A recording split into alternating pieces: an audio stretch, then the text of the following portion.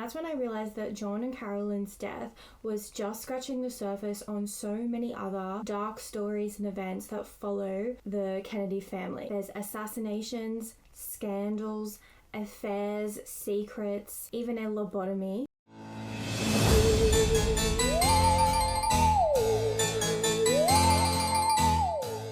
Hi, I'm Nat, and this is The Midnight Files. Welcome to WTF Wednesday, where I find something mildly concerning, and instead of moving on like a normal person, I research it for hours, so let's unpack it together. I was watching a TV show recently called Love Story on Disney Plus, and it follows the story of John F. Kennedy Jr. and Carolyn Pizzette. You watch how they meet, how their relationship unfolds, and the pressure they're constantly under in the public eye, and how that slowly started to impact them individually and as a couple. Before watching Love Story, I honestly really didn't know that much about the Kennedys. I mean, I am from Australia, and it's not really something we grow up learning about. I just kind of knew who JFK was and that he was assassinated when he was the president. But from the beginning of the show Love Story, you do kind of know it's not going to have the best ending, because let's be honest, I think most people don't normally get a TV show made about themselves unless something bad has happened to them. And for John and Carolyn's case, their story doesn't have a happy ending. So John, Carolyn, and her sister were all in this small plane that John was piloting to go to this wedding, and then basically the plane ends up crashing into the ocean and they all die on impact. After watching their relationship unfold and somewhat getting to know them as people, it was sad to see how it ends, honestly. I know a lot of the things in the show would be dramatized, but I still feel like you kind of got to know who they were a little bit. So after that, I was kind of fascinated with John and Carolyn, which kind of led me down the rabbit hole of Googling and looking into the Kennedy family. It actually kind of reminded me of this show I had watched last year on Netflix called The Fall of the House of Usher, where this family builds this like insane wealth and power, but really don't do it in the best way, because it's built on like lies, cheating, I think maybe slightly satanic, but I'm not saying that's linked to the Kennedys. But yeah, it doesn't end well for the family and the House of Usher, because all of that power and wealth that they amount to ends up coming at a cost, and that cost for them is constant loss and misery as the season unfolds. And the Kennedy family was one of the most powerful, influential families of the 20th century, almost like royalty in America. And at one point it really looked like they did have everything, but their story is followed by so much tragedy, and tonight we're going to look into the Kennedy family, of how they rose to power and why their story feels less like history and more like a series of unfortunate events. And yes, that is another movie reference. So the Kennedy story doesn't actually start in America, but on the other side of the Atlantic Ocean in Ireland.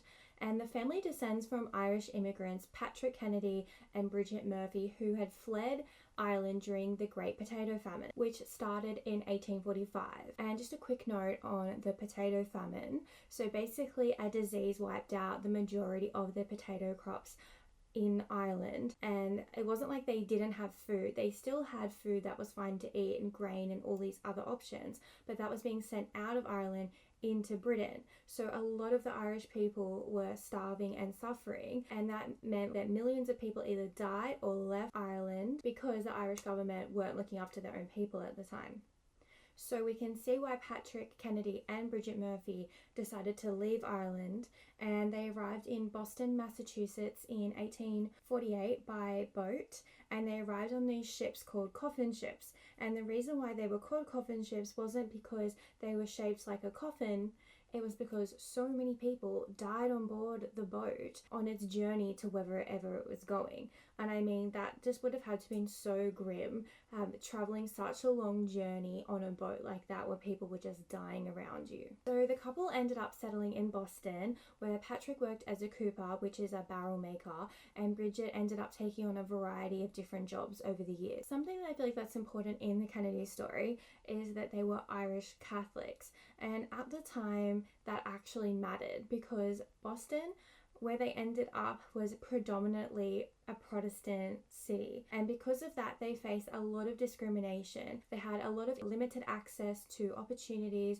and like many other Irish Catholic immigrants, they were also poor at the beginning. I mean, it's really not that surprising. History, I mean, it's not like history has never had a problem with judging people before for what their belief is it? I haven't seen that one before. So Patrick and Bridget would go on to have 5 children: Mary, Joanna, John, Margaret, and Patrick. But John dies at a young age, roughly around the age of 1, from cholera, which was quite common at the time. But something that often get overlooked in the Kennedy story, I feel like, is Bridget, and a lot of them tend to focus more on what Patrick did for the Kennedy family. Even JFK in 1963, when he goes back to visit his great-grandparents' home in Ross, New Ireland, and this was when he was president, he spoke about his great-grandfather Patrick really fondly and didn't really speak too much about Bridget at all. And what he did say about Patrick was he was really thankful for his strong desire for liberty, his deep religious faith, and the foundation he laid for his family future. He was very grateful there for the inheritance. But Patrick died at a really young age of 35. And to put it in perspective, Bridget and Patrick had only been in America for around 10 years and married for 7 years.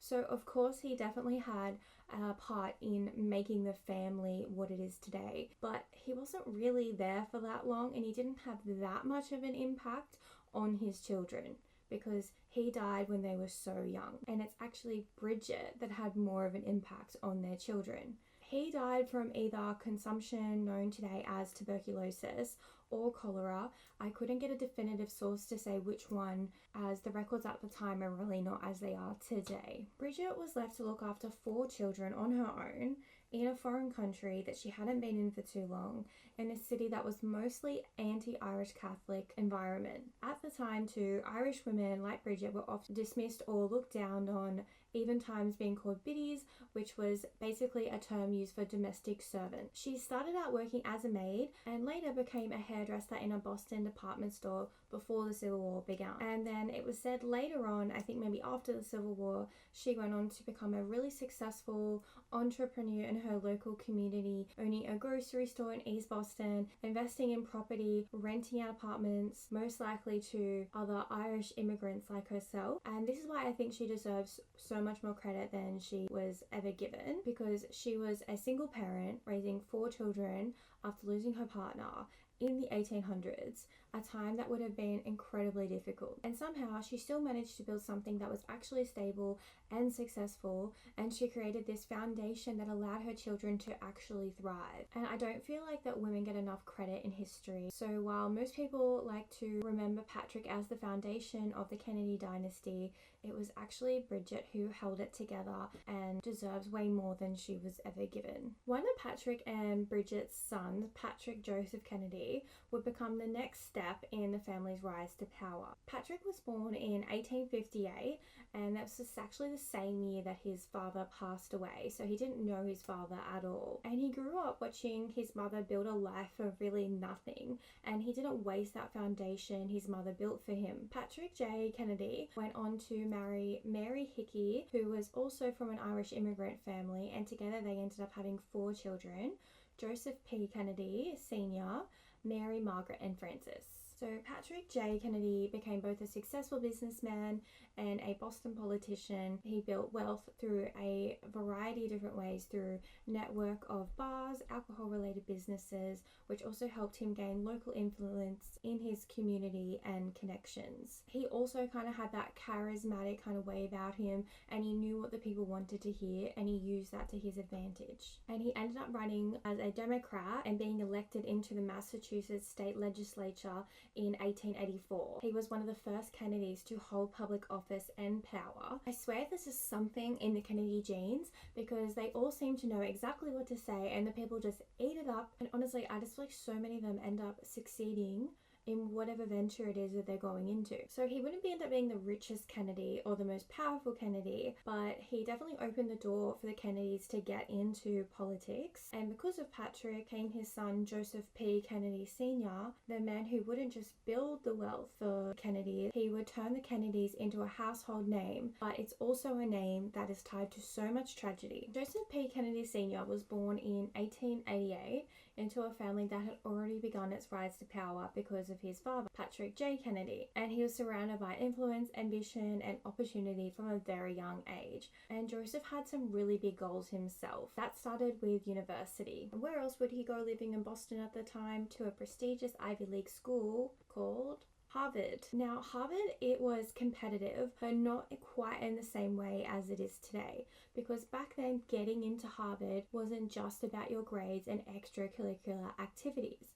It was also about who you knew and your family's status. Lucky for Joseph, he had a father with political influence, strong community connections, and money, which definitely didn't hurt, because without that, it's very likely on grades alone that he wouldn't have been able to get into Harvard, especially because he was also Irish Catholic and wouldn't have been seen as the right fit for the school. And even though he got into Harvard and he felt like some doors were opening to him, there were still a lot of limits because the Kennedys came from an Irish Catholic background.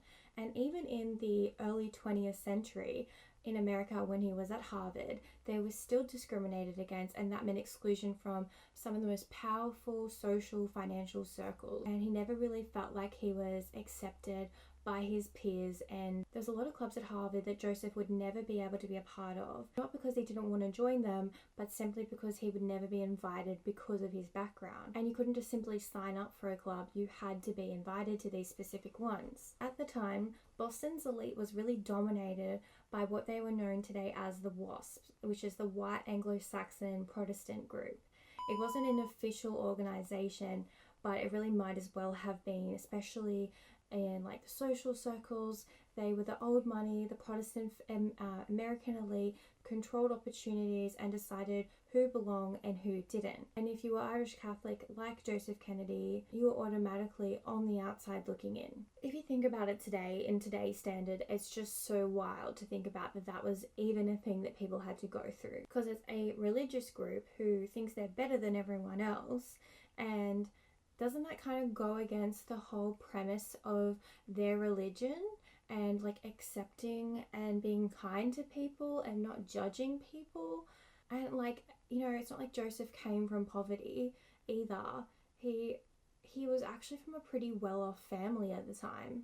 But in those spaces, it just really didn't matter at all. So even with all of that against him, he kept studying, he made some connections with people. He wasn't like a standout student, but he did pretty well, and he graduated in 1912 with a degree in economics. But again, graduating from Harvard didn't magically open all these doorways for him like it did other people. He faced the same barriers he faced in Harvard in the real world also.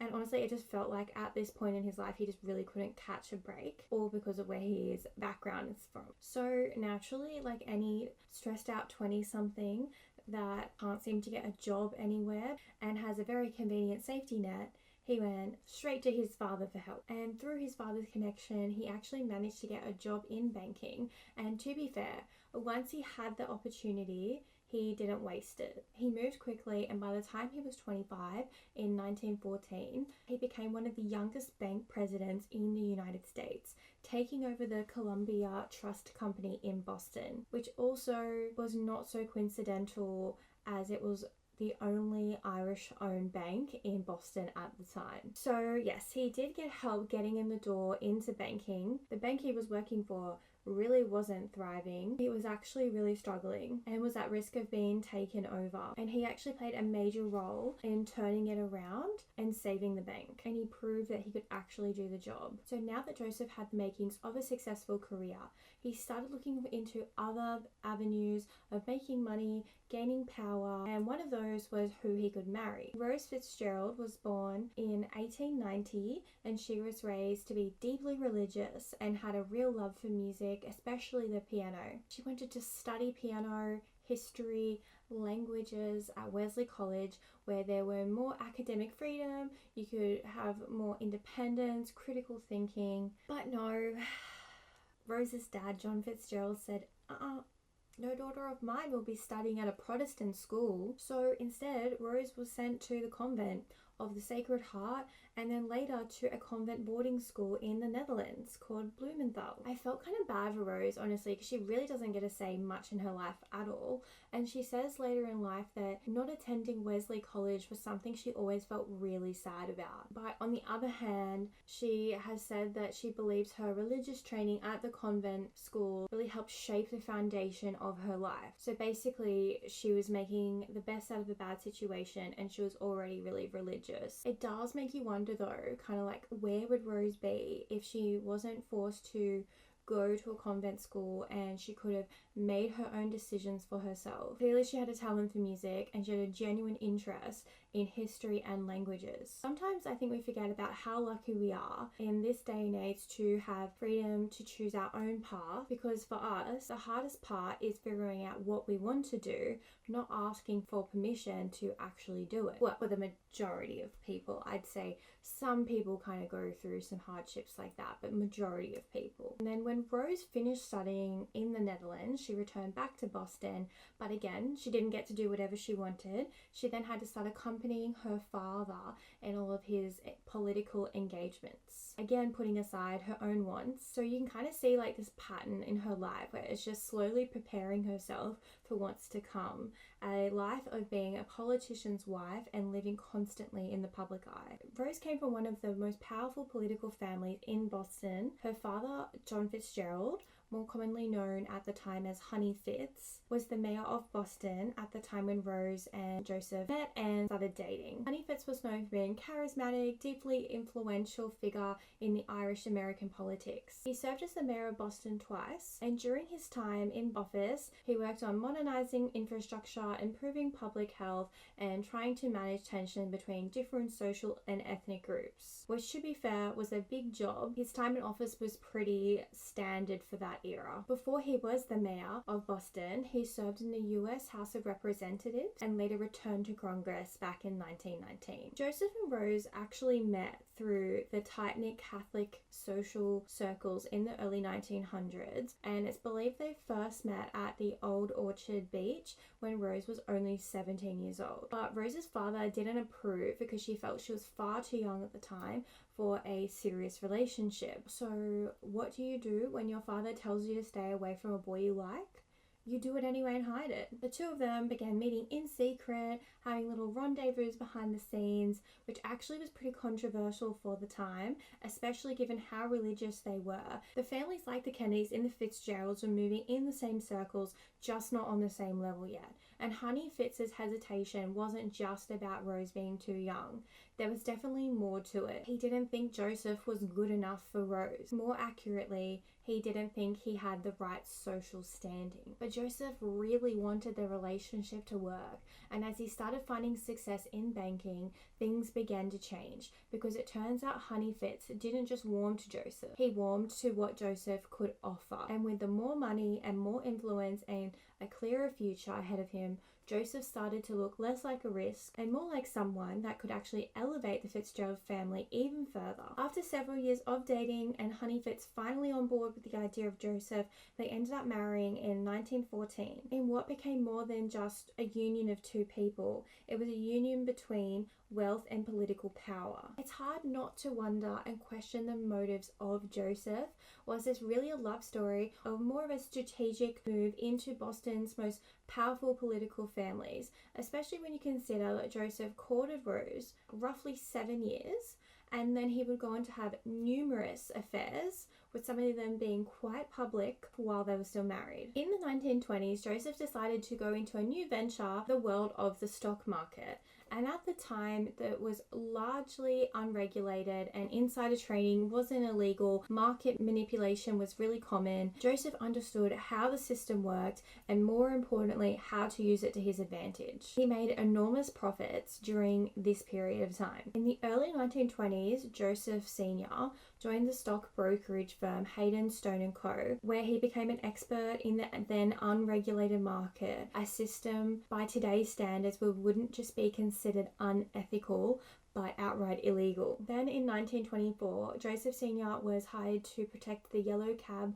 Company from a bear raid, which is where investors deliberately tried to drive stock prices down. He successfully defended the company by manipulating the shares, but was later also suspected of carrying out a bear raid himself to profit. So although at this stage he is really starting to make more of a fortune for himself, but he's definitely relying on some increasingly shady behavior to get there. And somehow, very conveniently, Joseph got out of the stock market just before the stock market came crashing down. That caused that little event in history that was known as the freaking Great Depression. And by the end of 1929, he was sitting on an estimated $4 million.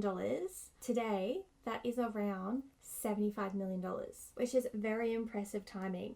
Suspiciously impressive. But hey, maybe he was just incredibly lucky. When the majority of America was struggling just to get by, Joseph had cash and he had a lot of it. And as property values collapsed across the United States, he began quietly buying, creating a monopoly for himself. And he wasn't just buying small purchases, he was buying major assets in Boston. In 1933, he bought a mansion in Palm Beach for around $120,000. The mansion sat right among the elite Protestant circles that had once shut him out. And of course, he managed to secure a prime waterfront property, which I feel like was definitely intentional, and I see what you're doing there, Joseph. And he didn't just stop there.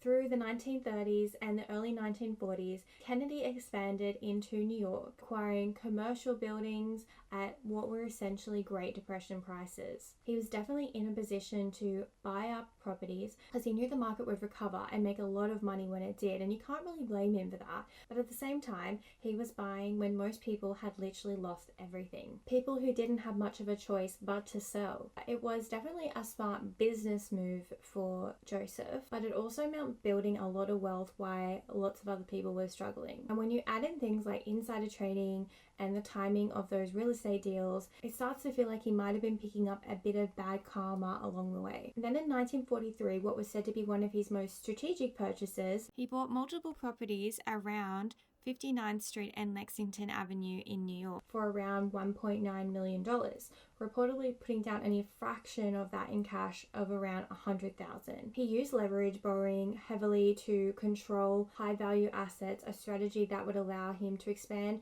rapidly without tying up all his capital in one purchase. Then in 1945, he made what many consider to be one of his greatest deals, was he purchased the merchandise mart in Chicago for roughly 12 to 13 million. Kennedy used extreme leverage, reportedly putting down as little as $700,000 to $1 million in cash. And just 15 years earlier, it had cost double that to just build the merchandise mart. So he really got so many buildings that were worth so much more, like in millions of dollars more, for a fraction of the cost. Then Joseph turned to his next venture. When Prohibition ended in 1933, Joseph wasted no time at all. He secured exclusive US importation rights for several major British and international distilleries through his company called Somerset Importers. Brands like Haig & Haig, they sell a Scotch and whiskey blend. It was a blended Scotch whiskey, Gordon's Dry Gin, and then some other European spirit brands. This wasn't illegal because Prohibition had ended, but it definitely fueled long-standing rumors that he had connections in the alcohol trade during Prohibition and took part in the illegal distribution of alcohol. There's never been any definitive proof of that, but there's been so much speculation that kind of makes it feel like it's true. Joseph later sold Somerset Importers in 1946 for around $8 million, which is roughly $100 million today. Even the name Somerset and Porters may have not been a coincidence. It's most likely a pointed reference to the exclusive Somerset Club in Boston, a club that did not allow Irish Catholics like Joseph to join. So I think through a lot of his decisions, we are seeing a little bit more of like a vindictive side of him coming out, and his quiet desires to prove something to the people that did once exclude him. And I can't really blame him for that, because he went through so much discrimination from an early age. So now his wealth really was just continuing to grow. He had success in the stock market, real estate, strategic investments, property, and then he would continue on to also having some success in the film industry. He was involved in Hollywood, including the restructuring of Archive Pictures.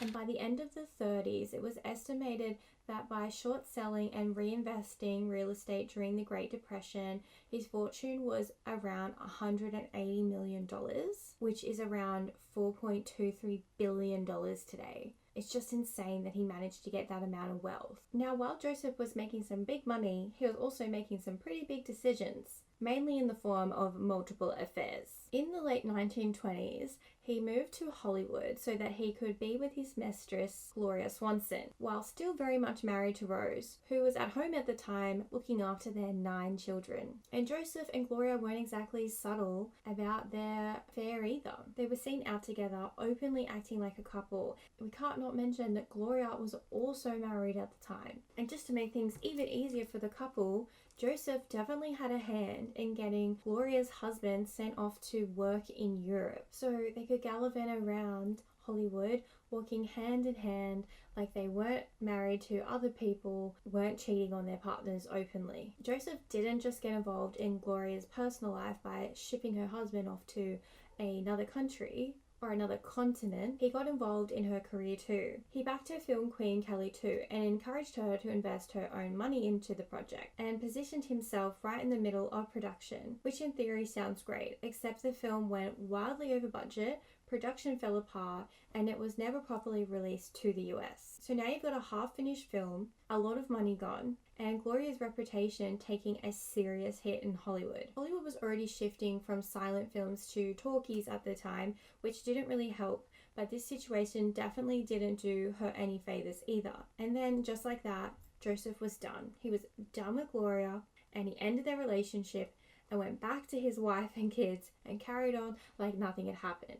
Meanwhile, Gloria's career had stalled, no one really wanted to work with her, and then her marriage didn't survive the affair either. So it definitely did not work out well for her, and obviously she can't be a great person either because she was openly having an affair, but Joseph really fucked her over. All of this is just starting to feel kind of on brand for Joseph at the moment, and his kind of ethics and morals he goes by in life, because Gloria wasn't the only affair he was linked to. There were several other affairs that he was thought to have had over the years. It just wasn't quite as in the public eye as the one he had with Gloria. Maybe he learned one thing from the whole situation and was to keep it a little bit more hidden away. So Joseph's back with the fam, back on the estate, remembering he's got a wife and 9 kids. Did he choose to reflect probably on any of it? Probably not, because he continued to have affairs after. And I think he was just like, right, what can I do now? I'm obviously pretty bored with my life, so I'm just going to try and make more power, make more influential decisions. So he turned his interest to politics. And with all that money he had, he decided to be a major supporter of Franklin D. Roosevelt in his presidential campaign, using his wealth and influence to back the future president. And when Roosevelt won, Joseph was appointed the first chairman of the Securities and Exchange Commission in 1934, which is where it gets a bit more ironic, because now he's the one introducing and enforcing regulations to stop inside trading and market manipulation. Under the Securities Exchange Act of 1934, the government brought in strict rules to clean up the stock market, cracking down on things like insider trading, where people use non-public information to make profits. And Joseph was right at the center of helping bring structure and oversight to what was previously a very unregulated system. Until you remember, he's now making illegal the very tactics that made him super rich in the beginning. Clearly, he didn't want anyone following in his footsteps of making as much money as he did in those ways. So as I mentioned earlier, Joseph and Rose had 9 kids. Joseph Jr., John, who we know as JFK, Rosemary, Kathleen, Eunice, Patricia, Robert, Jean, and Edward, which already feels like a lot. But it wasn't just a big family, it was a very intense one. And I don't even think they realized how, like, the kids didn't even realize how unusual, like, their upbringing was, because it was just normal for them. Like, it's normal for parents to have expectations on their kids and they want them to succeed, but this was like that, but like on steroids. And I don't really feel like their emotional care was probably there as much, because there was so much pressure, so much discipline, and everything was kind of competitive and very controlled. Joseph was dominant and strategic, while Rose was probably a little bit more structured and deeply religious. And I think they just had this expectation that they wanted their kids to be really good at everything, like getting good grades, having a good social life, getting into politics, all of it. Failing at something in that household would have been, well, kind of awkward and not really accepted. More of that I'm not angry, I'm just disappointed vibe, but like really intense. Even dinner wasn't a time of relaxing. There was no small talk. It was like time to have a debate. Let's talk politics. Let's talk world events. Let's talk the economy. Nothing about what you got up to with your friend on the weekend or what holiday you're going on. And like, there's this scene in the TV show I was talking about earlier, Love Story, that shows this really well, where Carolyn goes to dinner at the Kennedy house for the first time. And she thinks it's just going to be like a normal family thing, chatting, getting to know everyone, but it's so not. And it turns into like this full-on debate led by this lady called Ethel, firing questions off at different people, and like Carolyn's just sitting there thinking, holy shit, when's the question gonna come my way? I don't know about any of this stuff that they're talking about. You know, it's like all about economics, politics, world events, and everyone's just expected to just keep up with whatever Ethel is saying. And obviously Carolyn has no idea what's going on, because for whatever freaking reason, John didn't tell her that this was a thing that happens at their dinner table. And she's just left to feel like super uncomfortable and just feels out of place and feels kind of silly. So I feel like that just really shows they just have this like ridiculous high standard on like everyone in their family. Like, take a break, guys. Have a chat, relax. It's not going to kill you. They're probably more likely in this family to die from a plane crash than just to have a nice civilized chat at the dinner table. So there was just like this incredibly high standard in the Kennedy household, and Joseph had kind of set his next goal on his son, Joseph Jr. He wanted Joseph to end up in the White House, of course. He wanted him to be a president of the United States. Joseph Patrick Kennedy Jr. was born on the 25th of July in 1915. From the moment he was born, his dad had big political plans for him. I swear, like, these extroverted genes and traits run in this family, because Joseph Jr. was apparently intelligent, confident, and naturally charismatic, and people really loved him. He also attended Harvard like his father and was known for both his academic ability and his strong personality. But unfortunately, Joseph's political career would have to be put on hold, because there was that little thing also called World War II that started happening. Yeah, so he willingly joined the United States Navy and became a naval aviator and flew multiple different missions. By 1944, he had already completed a number of dangerous assignments, but then he volunteered for something that was even more extreme, a classified mission known as Operation Aphrodite. The idea behind Operation Aphrodite was experimental and highly dangerous. He was to pilot a Liberator bomber that would be filled with explosives. Sounds super safe, right? And then pilots that, and then basically they would take off in the aircraft get to a certain point, then they would have to eject themselves from the plane. Then that plane would be controlled remotely, so then it could go over to where German targets were. It's essentially an early form, an idea of a guided missile. But it was like incredibly unstable, and on August 12th, 1944, Joseph Jr. took off from England in a plane packed with explosives, and before he could bail out, the whole aircraft just exploded in midair. And the explosion was so powerful that absolutely everything was destroyed. And Joseph was killed instantly. He was only 29 years old, and there was no warning, no chance of escape, and no final moments for him. Just a huge explosion in the sky of a big accident. The official explanation of the explosion was caused by a technical malfunction, apparently, as the equipment used in Operation Aphrodite was new, really experimental, and known to be quite unreliable. It was just a super unsafe mission for him to be sent on, or for anyone to be sent on. But of course, as with many of the Kennedy tragedies, there are many theories and conspiracy theories. And of course, I love looking into people's conspiracy theories and seeing like what little ideas people come up with. And sometimes I feel like there's a lot of truth into them, and sometimes they just sound downright crazy and absurd. Some people have suggested that the mission may have been sabotaged from the very beginning, and the explosion was intentional before Joseph could get out of the aircraft. Others question why a mission that risky would be given to someone seen as the family's best shot at presidency. And then there's a slightly darker conspiracy whether Joseph Sr. and the family had already started shifting their hopes towards JFK instead of Joseph, and wanted Joseph Jr. out of the way entirely. And importantly, there is no credible evidence to support sabotage or any of these theories. They're just interesting theories out there that may be true. Who knows? But what we can't deny is that Joseph Jr. was from one of America's most ambitious political families, and he was placed into one of the most dangerous experimental missions of the war. And I wonder, did he choose the mission willingly, or was he like more pressured into it? But I guess we'll just never know. 1 year prior to Joseph's death, in 1943, something had already kind of begun to shift from the focus from Joseph towards his younger brother, John F. Kennedy, who we know as JFK. Joseph Jr. had joined the US Navy in 1943, and so did his younger brother, JFK.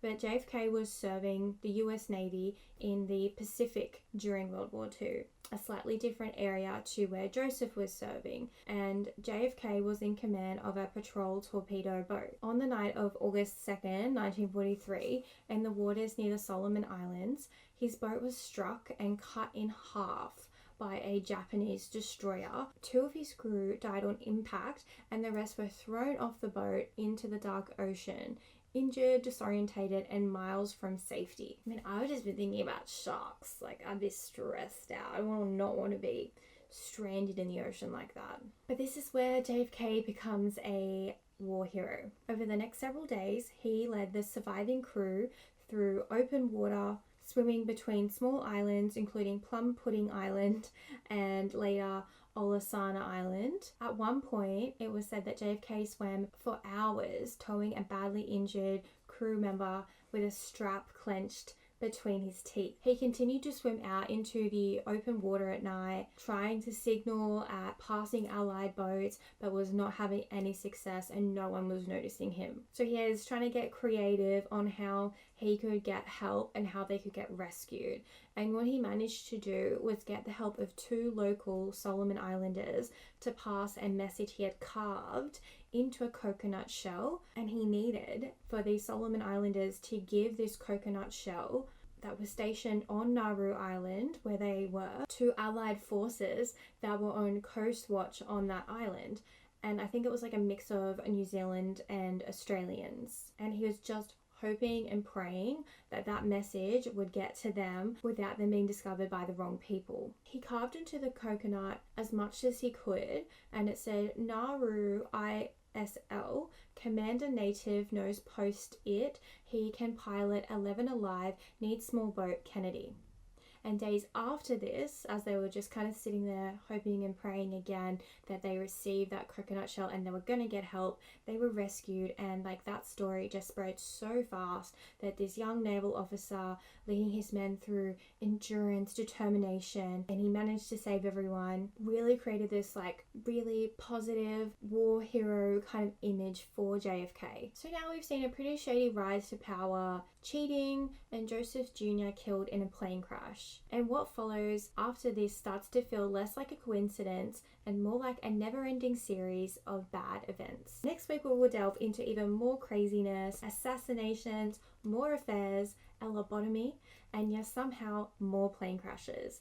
I don't even know how one family can end up with that many plane crashes, and like having one plane crash happen to your family is like crazy, but to have like 3 plane crashes also is just insane. And that's today's WTF Wednesday. Thanks so much for watching or listening, however you've stumbled across this channel. Let me know what your thoughts are in the comment, and if you like the video, please give it a like, that'd be super nice.